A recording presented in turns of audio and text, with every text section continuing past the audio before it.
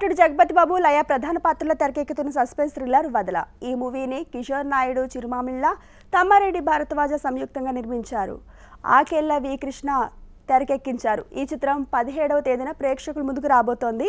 ఈ సందర్భంగా చిత్ర బృందం ప్రీ రిలీజ్ వేడుక నిర్వహించారు. ఆ విశేషాలు మన ఫిలిం ఫ్లాష్లో.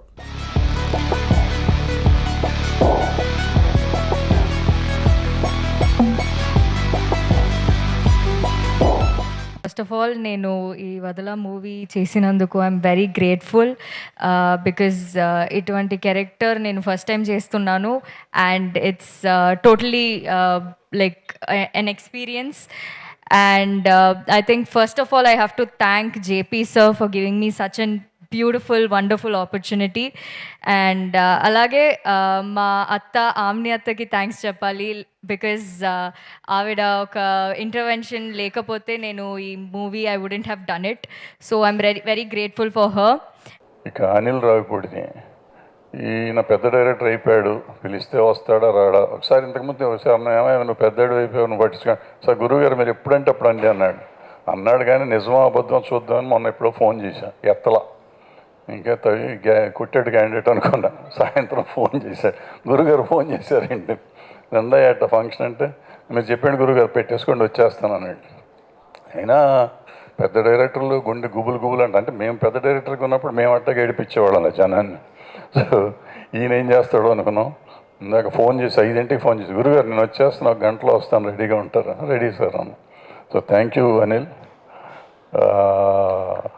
అనగానే చెప్పిన మాట పాటించి అనిల్ వస్తే సినిమా ఆడుతుందా? అనిల్ కాదు, ఎవరు వచ్చినాక వాడుతుందా అంటే కాదు, ఒక సినిమాకి ఒక ఊతం ఇచ్చేవాళ్ళు కావాలి. ఈ సినిమా ట్రైలర్లో చూస్తే నాకు అనిపించింది ఏంటంటే ముఖ్యంగా ఆర్టిస్టులు అందరూ చాలా న్యాచురల్గా ఉన్నారు. ఎలాగూ జగపతి బాబు గారు ఎలాంటి క్యారెక్టర్ అయినా చాలా రియల్గా కనిపించేలా చేస్తారంటే లయ గారు, సో ఆవిడ చాలా న్యాచురల్ యాక్ట్రెస్. ఆయనతో మనోహరం లాంటి ఒక సూపర్ ఫిల్మ్లో యాక్ట్ చేశారు. మళ్ళీ ఆఫ్టర్ లాంగ్ టైం వాళ్ళకు పేరుగా కనపడడం చాలా ఫ్రెష్ ఫీలింగ్ అనిపించింది. అలాగే మిగతా ఆర్టిస్టులు అందరూ కూడా చాలా న్యాచురల్గా ఉన్నారు. ముఖ్యంగా హృతిక, సో నీకు మంచి ఫ్యూచర్ ఉందమ్మా, చాలా బాగా చేసావు. So hope you will get more opportunities and get more successful films. ఇంకా నన్ అదర్ దాన్ జగపతి బాబు గారు.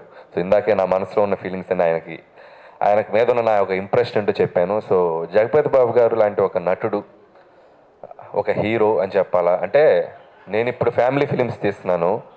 సో అసలు ఒకప్పుడు ఫ్యామిలీ ఆడియన్స్కి పిచ్చెక్కిపోయేటువంటి ఒక యాక్టర్ ఆయన. ఒక శుభలగ్నం కానివ్వండి, ఆయనకిద్దరు కానివ్వండి, మామిడాకులు కానివ్వండి, అట్ ది సేమ్ టైం మళ్ళీ ఒక గాయం కానివ్వండి, అంతఃపురం కానివ్వండి, హనుమాన్ జంక్షన్ కానివ్వండి, అంటే వెర్సటైల్ ఎలాంటి రోల్ ఇచ్చినా దాన్ని నెక్స్ట్ లెవెల్కి తీసుకెళ్ళే ఒక గొప్ప యాక్టర్ జగపతి బాబు గారు.